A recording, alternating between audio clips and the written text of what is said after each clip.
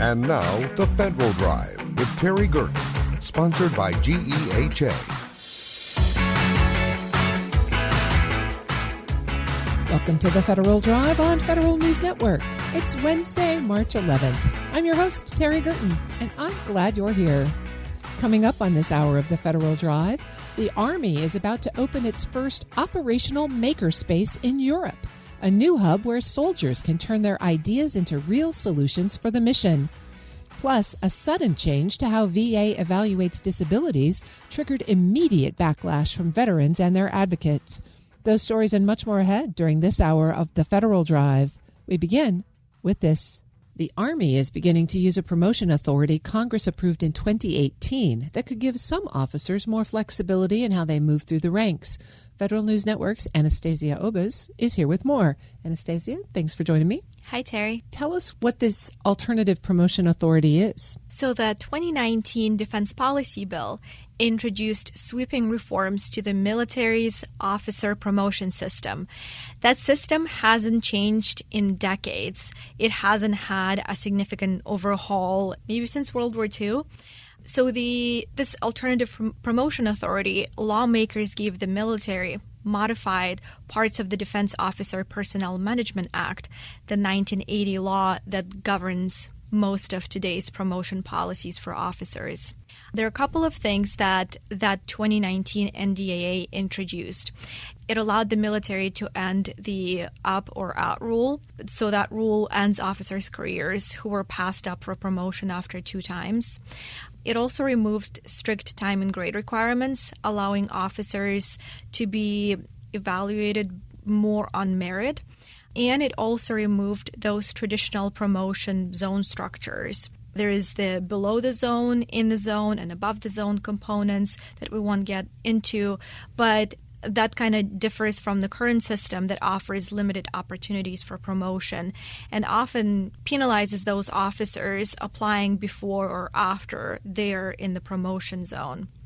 So lawmakers basically said back in 2019 that promotions should be based on depth of experience rather than on breadth of experience. And one more thing to add to that is that that change followed years of debate inside the Pentagon and Congress about just how to modernize and align the promotion system with the industry standards. Now, one thing to note is that it's not mandatory. It's something that is available to the services, but they don't have to take advantage of it if they don't want to. It sounds like the Army is getting ready to take advantage of it. What exactly are they planning to change about the officer promotion system? Yes, so they're starting very small. They recently launched a pilot program specifically for the Army Medical and Dental Corps.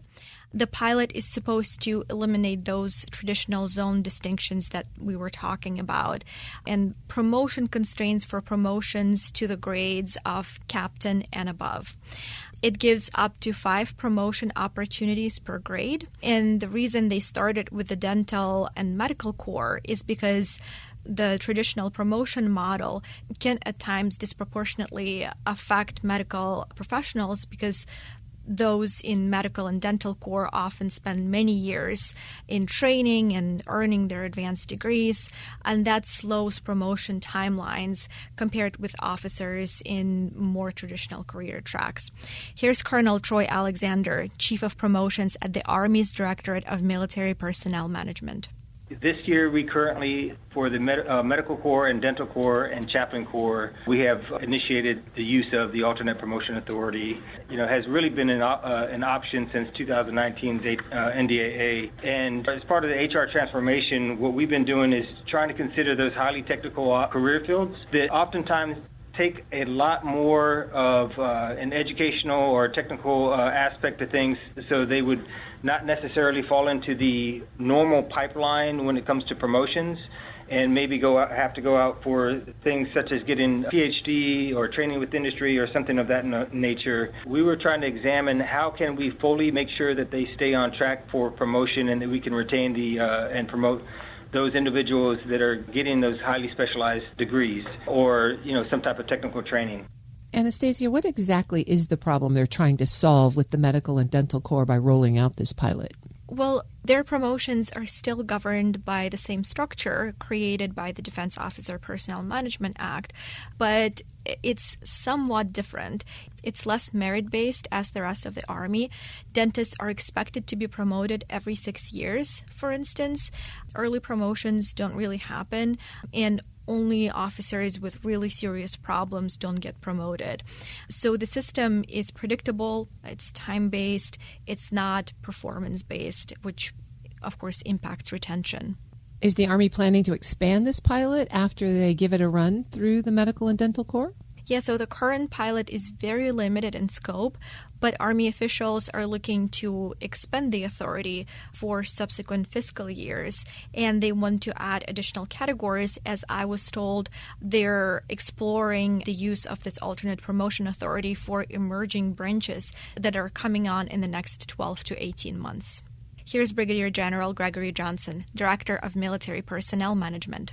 I think for me, the easiest way that I look at this is we're trying to build a flexible career path into one's career. And our current promotion process is really an up-or-out system. You get 2 looks. If you don't get promoted, you are really transitioning to separation out of the Army. This pilot, and again, we're starting very small, like with smaller branches that are very technical and generally have lengthy training tracks, to see if it helps with that flexible career path approach.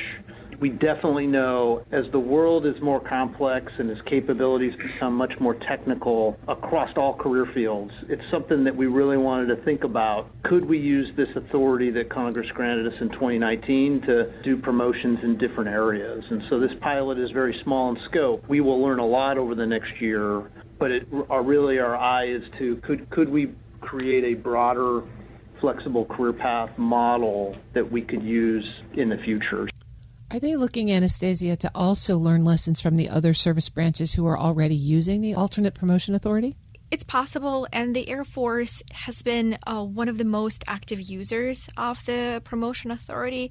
It didn't really fully shift promotions toward merit, but they did introduce a couple of things. They created promotion categories, meaning officers are grouped based on similar career fields, and they also added merit-based reordering of promotion lists.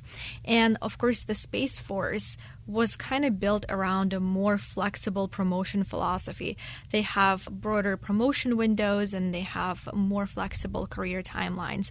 But at the same time, like we discussed, the Army is just launching its pilot program. The services just in general have been more cautious and are just kind of starting to examine these authorities. So there's a lot to watch over the next year here. Absolutely. That's Federal News Network's Anastasia Obis. Thank you for joining me. Thank you, Terry. You can find her full story at federalnewsnetwork.com. Up next, a sudden change to how VA evaluates disabilities triggered immediate backlash from veterans and their advocates. This is The Federal Drive with Terry Gerton on Federal News Network.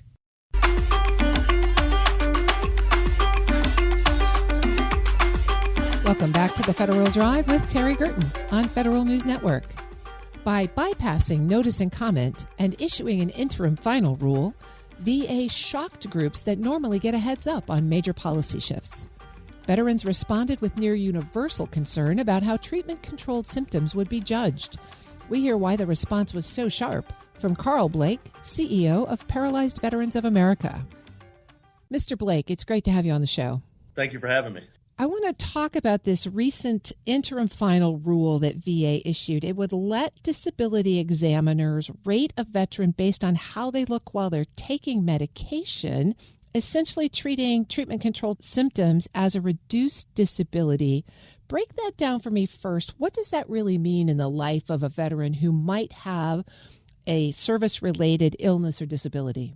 Yeah, so I think in the context of this specific issue with medication, the thought process is if I have a condition where taking some sort of medication improves my symptoms or in some cases is effectively the treatment for my condition, that that veteran would be effectively less disabled. That's sort of the theory behind it, at least as we understand it.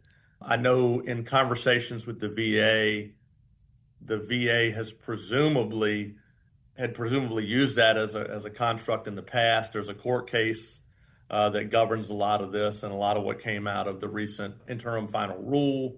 The concern that we have is there's a couple of them. One, I think that sets up a slippery slope for, while it's easy to sort of pinpoint this medication issue as the near term, there's this entire school of thought amongst some people who believe that you can be, I'll use as an example, if you're someone, because it's a common example that comes up. If I am a veteran with an amputation, let's say a below knee amputation, and advanced prosthetics are amazing today. And so there's this school of people who believe, well, if you have this advanced prosthetic, then you're no longer really disabled because you can function independently and all that. And our point of view has always been, you can't, that's amazing. That is an incredible feat of engineering and medical care, but that person is still disabled at the end of the day. And so they shouldn't be treated as a whole person again, simply because through modern medicine or modern prosthetic equipment that they can live a more full life. It's almost like they're being punished for living a full life. And I think there's a sort of a subset of people in the political sphere who see that as a way to reduce federal benefits. Because they would pay less benefits if they could determine that you're presumably less disabled. Is that what you think motivated this rule? I don't think, it's hard to say. I think there are people sort of tangential to this administration that may feel that way. We know there are people out there that feel this way. We've crossed paths with them on more than one occasion. I don't think I'd like to think that that's not the motivating factor of the secretary and his leadership team. That what they have shared with us is it's meant to align with practice that they have sort of followed for a long period of time anyway. And then, of course, the court ruling, I think it's Ingram v. Collins, changed that calculation. And so I think they were trying to go back to what they at least have proclaimed as the way they have always made ratings decisions. We've had a lot of conversations with the secretary and his team, and we've had some conversations recently about this. And, I want to take him at his word that they're not trying to make decisions that would presumably harm veterans. Does that mean there aren't people in that sphere who might be fine with reducing benefits because it reduced, federal dollars spent on some type of an entitlement? Those people are there, and they're always going to be there. I don't necessarily believe that is the primary motivation for this secretary and his team, though. Well, they didn't follow the normal notice and comment process when they issued this rule. They just moved straight to the interim final rule, even though it does change some longstanding precedent. From your vantage point, what was unusual about the way that VA went about issuing this rule? Well, I think the thing that was most unusual is, as you sort of hinted at there is a rule-making process that most of the times, particularly very substantial rules, follow. Things that make really, on this sort of, I would view as sort of a monumental change, where they would have a notice for a rule, propose a rule, there'd be a whole open public comment period, then there may be a publication of an interim final rule while there are more comments, and most of all that stuff was bypassed. And look, in our own statement about this matter, we even pointed out that this is the wrong way to go about this process. You can't circumvent that process just to try to rush to an end result. And that's the way it felt. And then, of course, there was some, I'd be remiss if I didn't say that we have some concerns. There was some in the press when the IFR first came out. There was some press and maybe even from the secretary himself saying that they disagreed with the court ruling, which is they're fully within their rights to disagree with. And there's an appeals process for that through the court process. And in fact, the VA, I think, has appealed this all the way to the federal circuit. But that should have played out also before they just decided to implement an interim final rule without following the normally accepted process. So they're just very disjointed and concerning, because I'm not sure you can just change the rule because you disagree with a court finding, especially if that is still in doubt through an appeals process. I'm speaking with Carl Blake. He's the CEO of the Paralyzed Veterans of America. So, Mr. Blake, I've seen a lot of interim final rules get out. I've never seen one that got so much response in a 24-hour period as this one did between veteran networks and veteran service organizations like PVA. And within a day, VA paused enforcement and said it wants to revisit the issue.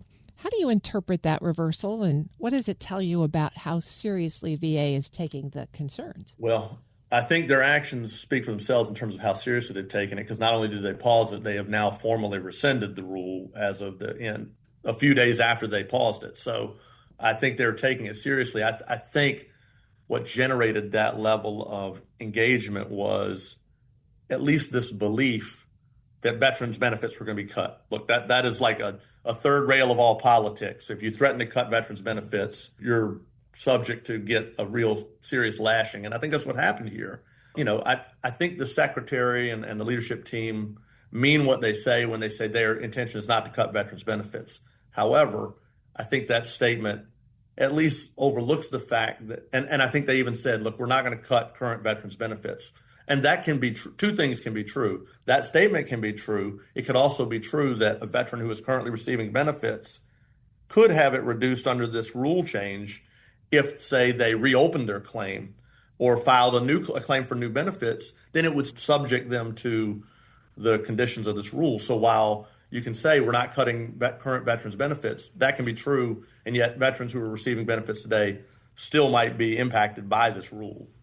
So what do you think happens next? Now that they've rescinded the rule, are they going to collect comments and perhaps come at it from a different angle? And what do veterans need to know about this? They certainly withdrew the rule, so the comment period is essentially closed on this specific rule.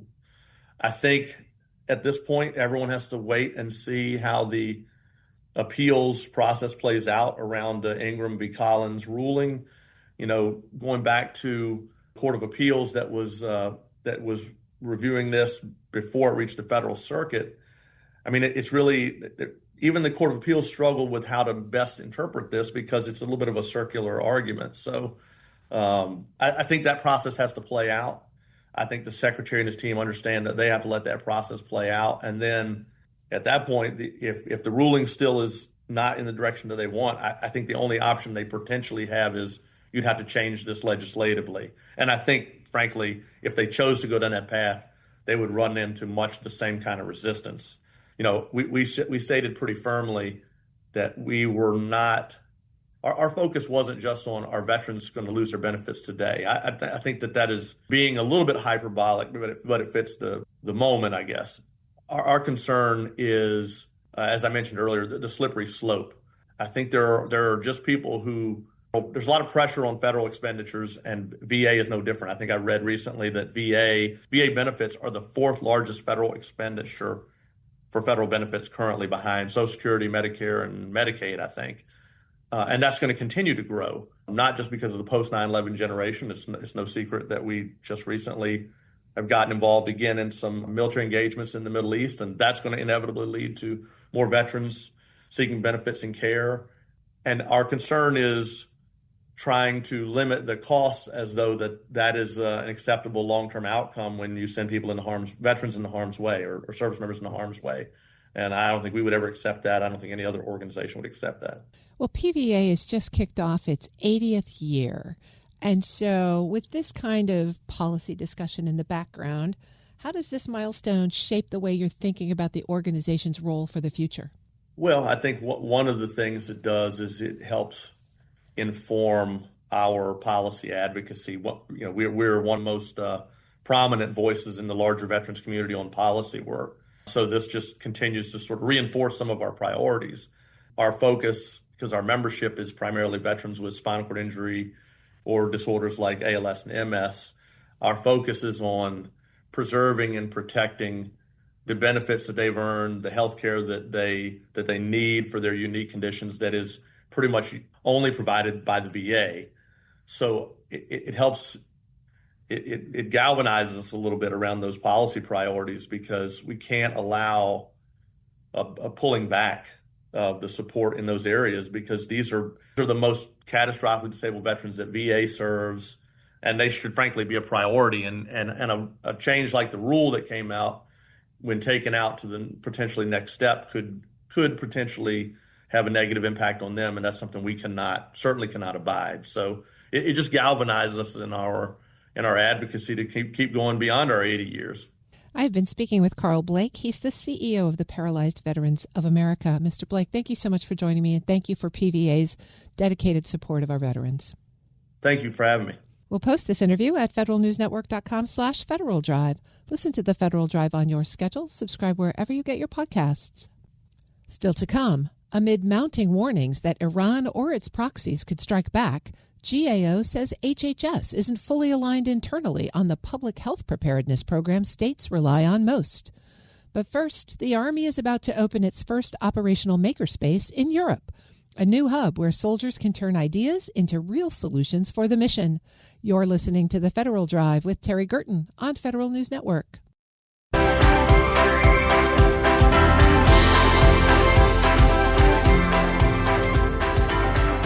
Welcome back to the Federal Drive with Terry Gerton on Federal News Network. The 21st Theater Sustainment Command will cut the ribbon on March 13th on its Innovation Lab at Kaiserslautern, Germany. Built to help soldiers tackle problems closest to the mission. The lab ties frontline needs to Army Development Command's ability to prototype and test new concepts.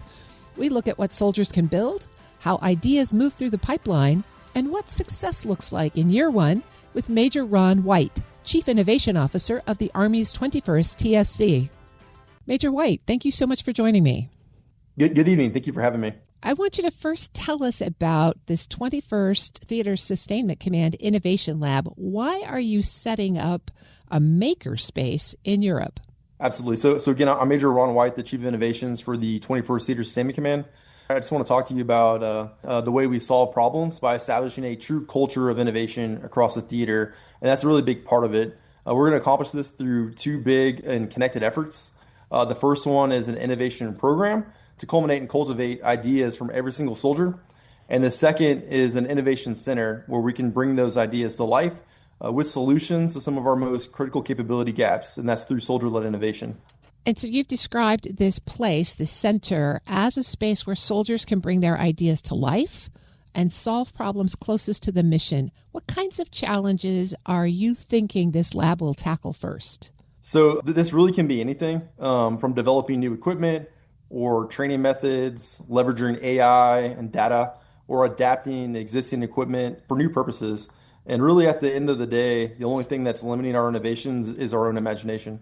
And you also said an innovation culture. Tell me about what's going on behind the scenes so that soldiers really do feel like they can bring their creative ideas forward. Absolutely. So we started by establishing an innovation program at the 21st TSC, and then we established that in every single brigade and battalion within our formation. And key to that is, soldiers who are executing missions every day, they're the closest to the problem, and they're the best ones to solve it. The program gives them really a pathway to do that. When we say innovation, we mean soldiers solving our biggest problems. And the power that is, really the big power of that is when every soldier in our formation starts thinking about how to improve the organization. That's really how we drive lasting change.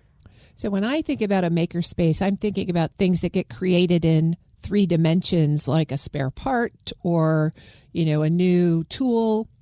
What kinds of problems are you thinking that they're going to bring to you? Is it supply? Is it medical? Is it maintenance across the board? Yes, so the Innovation Center is going to have really 3 pillars, and that's going to be built on innovation, training, and readiness. And really when we look at the readiness piece of that, the initial focus is going to be on the high demand areas like ground automotive repair parts and small unmanned aerial systems. This is a joint effort with the Army Research Laboratory under DevCom. So how does that partnership help you move soldier ideas from, say, a sketch on a whiteboard into something the Army can actually prototype, test, and field?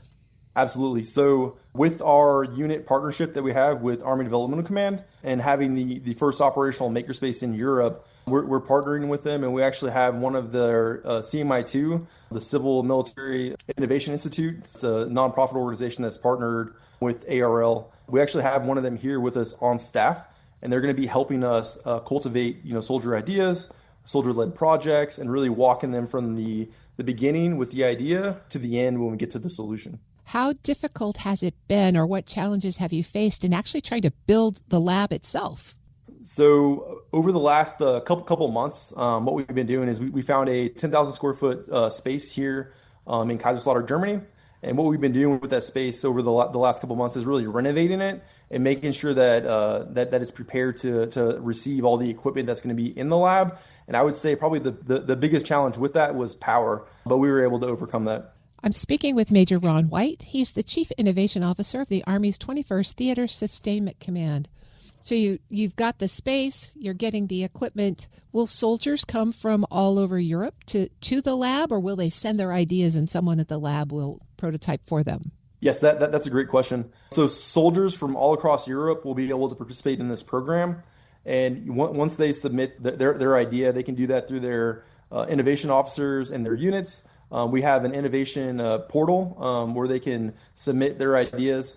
And then every 2 weeks, we have an innovation council where we meet, we review those ideas, we reach out to those commands, to those soldiers, and we can actually partner with them. And those soldiers can come to the lab, and they can first, when it comes to the training piece, we'll actually train them on advanced manufacturing techniques, robotics, things like AI, and then also soldier-led innovation and kind of how the program works. And then once they've learned all those critical skills, then they can actually go through our program and our innovation center and bring those ideas to life. And that's with helping. We have a senior allied trades warrant officer for all of Europe is embedded in the lab. We have the DevCom engineers that are going to be in there, and they'll really help bring those ideas to life. And the soldiers will be there from start to finish. Tell me more about the Innovation Council itself. Who sits on it? How will they evaluate the different proposals? Do they have particular goals or targets that they're working with? Absolutely. So the Innovation Council, all the brigade innovation officers are part of the council. We have the senior allied trades warrant officer, again, our DevCom ARL CMI2 engineers in there. Our commanding general sits in it, also part of that approval process. So when they go in there's really two different pathways they can take, depending on what the solution's for. If it's a hardware solution, then it comes to the Innovation Center. If it's a data solution, then we have we call it the DAG. It's our data analytics group. They would take those data ideas, and then if it's an actual new way to do something or a planning effort, then it goes into our Commanders Initiatives group to go into our collaboration cell to kind of be worked on. Walk me through the pipeline process then. The Innovation Council gets a proposal, they like it, they invite the soldier comes and works it out. What happens then? How do you go from testing and concept and testing into production and complete distribution? Yeah, that's a great question. So really it depends on what the solution's for, but the power in this and being partnered with Army Developmental Command and Army Research Laboratories is all of the centers are connected. So when 18th Airborne Corps or 82nd comes up with an idea, or if we here at 21st TSC comes up with an idea, or if 101st comes up with an idea, those ideas are shared with everybody that's part of that program, so we can all benefit from it. So are there similar makerspaces in other places? Yes, there are quite a few of them throughout the United States. It's just that this is the first operational makerspace that will exist in Europe. What's your vision for, say, the first year? What would success look like? What should soldiers and their commanders know about participating in these initiatives? So for success for us, it's going to be really the benefit there is when we have every single soldier in our formation focused on innovation, and we get to the point where we have all these ideas coming through the portal, and we get to a point where we have a bit of a backlog is what we'd like to see inside of the Innovation Center, because that's really what that really means is we're getting after a lot of these critical capability gaps. And for me, I think that's where success would be, and that's the buying into the program, and then also being able to produce for soldiers and show them results. And the way we look at that is soldier brings their idea, it gets voted on, it gets accepted. They come, they work for 90 days on their program or however long it takes to get it completed, and then they come up with a solution and they solve whatever that problem was. For me, that's truly what success will be. Major White, this approach really flips the script. I mean, within the military, directions and change have often come from the top down, and this is going to try to drive innovation in a better way of skinning the cat from the bottom up. How is that going to play out in what you hope to see here? Thank you for the question. When we say innovation, we mean soldiers solving our biggest problems. And the power in that is when every soldier in our formation starts thinking about how to improve the organization. And this is really how we start driving lasting change. And that's, this is not just about a program or a building. It's about driving tangible readiness effects for the warfighter. It's empowering our people and being able to harness the collective ingenuity of the entire formation to solve our most critical capability gaps. Knowing soldiers, they've always got a better way to do it. So I'm sure that you will have a tremendous backlog of work to come through. Absolutely. I've been speaking with Major Ron White. He's Chief Innovation Officer of the 21st TSC. Thank you so much for joining me. Good luck with this project. Ultimately, this entire effort is about driving readiness effects, making our formation stronger and more lethal, and it starts now. Person support, 21 strong. We'll post this interview at federalnewsnetwork.com/Federal Drive. Subscribe to the Federal Drive wherever you get your podcasts. Coming up next, amid mounting warnings that Iran or its proxies could strike back, GAO says HHS isn't fully aligned internally on the public health preparedness programs states rely on most. This is the Federal Drive with Terry Gerton on Federal News Network.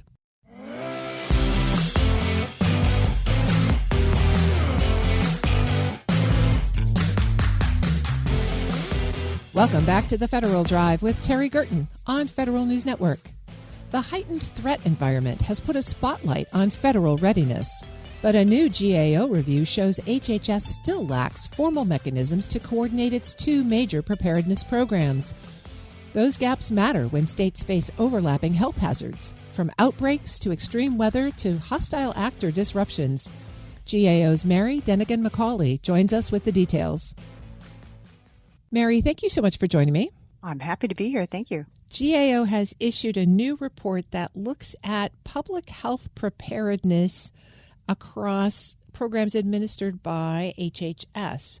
Before we dive into the particulars, tell me about the programs that you looked at and why now was the right time to take a look. Sure. So we looked at two key programs that HHS delivers, and one is looking at public health preparedness more broadly. And so when you think about public health preparedness, that's done at all levels of government. And so you think about the state, the local, the tribal areas that have to carry out the public health. The other aspect of that is also looking at what hospitals do. And so together, they kind of make up what a public health emergency response would look like. This really came about because of COVID-19. Understanding our preparedness for an event like that is extremely important. All of us felt the effects of COVID-19, whether it was isolation and quarantine, getting a vaccine, wearing a mask, getting sick, or having a loved one die. So being prepared for a public health emergency is absolutely critical. And there's all different types of public health emergencies. There can be one that we call a biological threat, like you saw with COVID-19. There can be a nuclear incident where people get sick. There can be a fire where you can have lung disease. There can be floods from hurricanes. And unfortunately, you can also have a man-made, and there's always a terrorist threat.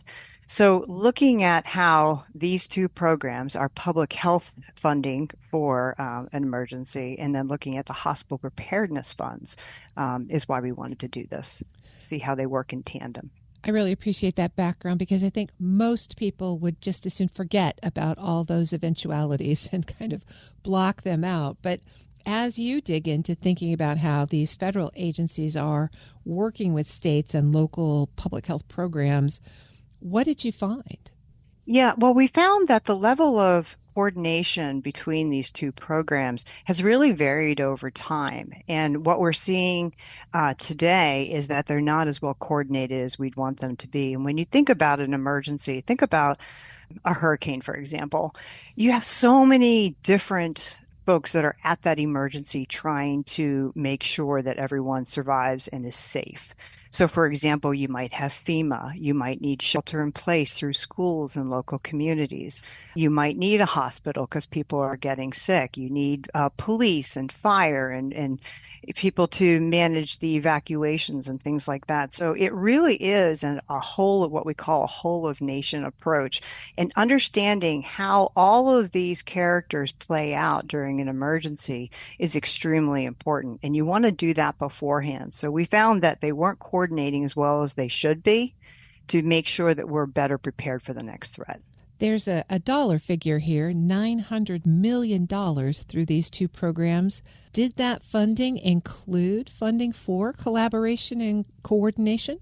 Yeah, so the 900 million, what it does is they have funding comes from HHS, and it goes to what we call these jurisdictions, these different levels of government, and they also go to the hospital preparedness programs.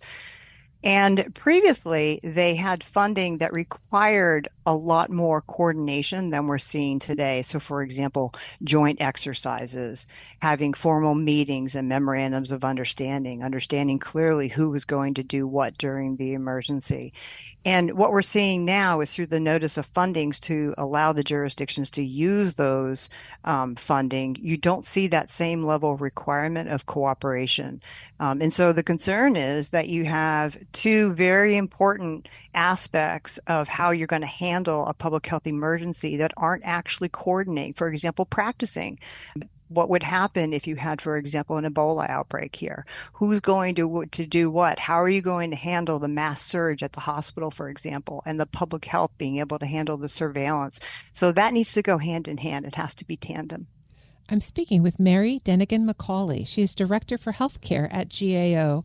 Mary, you just remind me of the old saying, the worst time to exchange business cards is in the middle of an emergency. You want people to have practiced working together before they're in that high-stress, real emergency environment. You identified some opportunities to strengthen that coordination. What do you recommend? Yeah, absolutely. Terry, I can't emphasize enough that you don't want to be figuring this out during the emergency. You need to move as quickly as possible so that you can save lives. I mean, in our case, that's what we're talking about. You're talking about being able to save lives. So we said that, look, you can go back and you can look at how you used to coordinate these programs. They probably have evolved over time. This is a great time to look at how you can leverage what you used to do. Maybe you want to tweak it a little bit, but doing joint exercises is absolutely critical. Understanding the lessons learned and how can we do it better going forward. Having joint meetings and ensuring that you're all working towards the same goal. So, for example, if your goal is to ensure that you can track the disease and understand where it's going and how to do isolation and quarantine, everyone needs to be on the same page so that we move as a nation towards making sure that we get through the public health emergency as quickly as possible. There's been a documented drop in the public's trust of public health institutions. How does that factor in to your recommendations? Are there messaging concerns? Is there outreach? How can the public come to trust the recommendations in advance of an emergency? Yeah, so that public trust, I mean, GAO has a body of work that we've looked at incidents over decades, and we've seen that public trust really erode. And that public trust is critical. So, for example, if there's an effective vaccine, but people are worried and don't trust that vaccine, they're not going to take it. And so therefore the disease is allowed to spread. So through this coordination, you have the local, the state, the tribal, the federal, you have everyone together working on the same page, communicating the same message, giving a clear understanding to everyone involved and to the public that's watching this, that don't worry, we got this, we know how to get you through this, and we're going to make you okay. HHS is the cognizant department for these programs. How have they responded to your recommendations? Have they made any commitments for improvement? So HHS agreed with all of the recommendations, and they said that they have coordination efforts that are already underway. They said that they're working with the jurisdictions to make sure that they understand what they can and can't do. And that's an important part of the report too, because your response always starts at a local level. And if that local level is overwhelmed and then the state is overwhelmed, then it moves up the chain until the feds have to step in. So understanding everyone's capabilities and what they can and can't do is absolutely critical. So they said they are coordinating, they are working with the jurisdictions, but we're hoping that they'll take it a step further to really formalize those efforts to ensure that people move in and out, they retire, new players come in, everyone has a clear understanding to make it move as seamless as possible. It's a little too soon to know what the exact efforts are that they're going to do to address our recommendations, but we do track them over a 4-year period of time, if not longer, and so we'll keep our eye on this. HHS has established some standards, maybe not enforceable standards, but guidance about how localities should prepare. How hard is it to collect that kind of information from all of the different counties and states? Yeah, it's not easy. It certainly is not something easy to do, which is why if you have everyone working collectively so that you can understand what information can you collect, what's sensitive information that states may be reluctant to share, where are the local entities having concerns? Is it a one-way street? For example, is the information being filtered up to the feds? What are they going to do with it? And the feds then filtering back down, this is how we're going to use your information. This is how we're going to protect your privacy. All of those conversations and all of those need to be worked out. So it's not easy, but it is something that needs to be done. So as a nation, we can collectively move together to be able to be as quick as possible during a public health emergency. As you look ahead, what does this report perhaps signal about the broader state of our national preparedness? I mean, we are in an ongoing wartime operation where we could potentially experience some of the counterattacks that might create these health emergencies. Are we ready? So when we look at this report, it's one of a body of work that we've done. And we had, back a few years ago, we put what we call HHS's leadership and coordination of public health emergencies on GAO's high-risk list. It's on what we call a high-risk list because it's in need of transformation. The bottom line is we don't feel that we're as prepared as we should be for the next emergency. And whether that comes from a state actor, Mother Nature, through an earthquake, terrorism, we don't know. But we do know that we are not as prepared as we should be. And therefore, this is another report that we have in that body of work to hopefully get us incrementally one step closer. I've been speaking with Mary Dennigan-McCauley. She's Director for Healthcare at GAO. Mary, thank you so much for sharing this important report with us. Great, Terry. Thank you for having me. We'll post this interview and a link to the report at federalnewsnetwork.com/Federal Drive. Subscribe to the Federal Drive wherever you get your podcasts. A multi-billion-dollar backlog of building maintenance projects has grown too large for the federal government's landlord to effectively manage. That's according to a board that advises the General Services Administration on buildings it should sell or dispose of. The board recommends a radical reduction of buildings GSA owns. Federal News Network's Jory Heckman joins me now with more details. Jory, thanks for being here. Hey, Terry. Great to be here. It's good to reground ourselves. GSA owns some buildings and leases some others. So this is focused on the ones they own. What kind of shape are those buildings in? Right, yeah, we're focusing purely on GSA's own portfolio here. And the Public Buildings Reform Board, which advises GSA, they put out a new report saying that GSA faces a $50 billion backlog in maintenance and repair costs. That is more than double GSA's previous estimate on where things stand with that backlog. And the board's recommendations, its takeaway from this backlog is that GSA is in really no position and won't be for the foreseeable future to ever get ahead of that backlog. It just simply can't ask Congress for the kind of money it would need to effectively address that. And so the board is saying GSA needs to radically reduce its own portfolio to make some sort of headway here. We heard from a member of the board, Dan Matthews. He's a former GSA Public Building Service Commissioner under the first Trump administration, and he says that significant disposal of GSA's own portfolio is the only way to deal with these massive liabilities. This administration is clearly focused on reducing the own footprint because it is unavoidable. It is the only path forward to solve this problem. Well, doubling that backlog estimate is a pretty significant change. Has GSA said anything about that?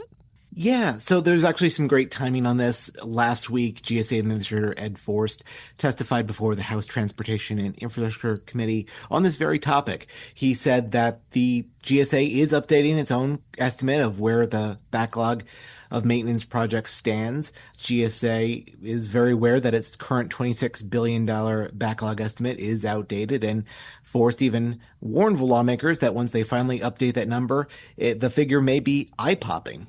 The maintenance delinquency is not abstract. A water leak left untreated becomes mold. A minor repair escalates into a major renovation. It accelerates physical decay, compounds cost, erodes value. It should be unacceptable to all of us. The kinds of problems that Mr. Forst articulates there got extra visibility last year as the administration was pulling people back into those buildings to work. What has GSA been able to do about it so far? So GSA so far, they, in 2025, were able to sell or dispose of 90 buildings in its owned portfolio. That's progress there. That's some projects dating back to the late days of the Biden administration. Sometimes these building projects do take a while to fully go through the sale and disposal process. But something we've also seen is that the Trump administration has been laser focused on trying to move agencies out of headquarters buildings in the greater DC area that they have deemed underutilized. The most recent example of that is the Agriculture Department. They're trying to move out of the South building downtown. We're also seeing that play out at the Department of Housing and Urban Development. They're moving out of headquarters space and moving over the river to Alexandria, Virginia, and the FBI is also among them. They're moving out of the Hoover building and going to co-locate with some other agencies at the Ronald Reagan building just a few blocks away.